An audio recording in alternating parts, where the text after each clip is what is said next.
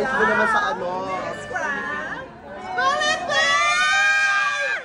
Oh, di ba? Nag-message ka naman sa mga kababayan natin Pinoy.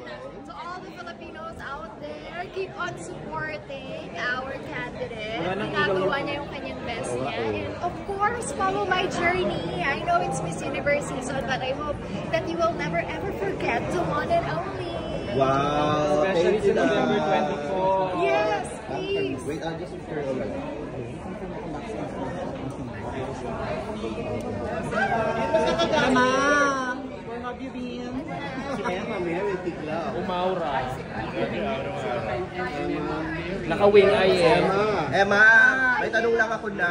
Yes po. Mag-host ka ba ng Miss Universe? Ay, wala pa pong sinabi sa akin. So, we're waiting pa rin po. Pero I have the schedule of the Miss Universe activities. So, we'll wait for the announcement. When's your homecoming? We're looking forward to My that. homecoming, my grand homecoming is on November 24. I hope hindi mapapalitan. So, I'll see you very, very soon. Wow. Counting the days. From Manila to Hulaan niyo Pampanga. anong kulay yung gown.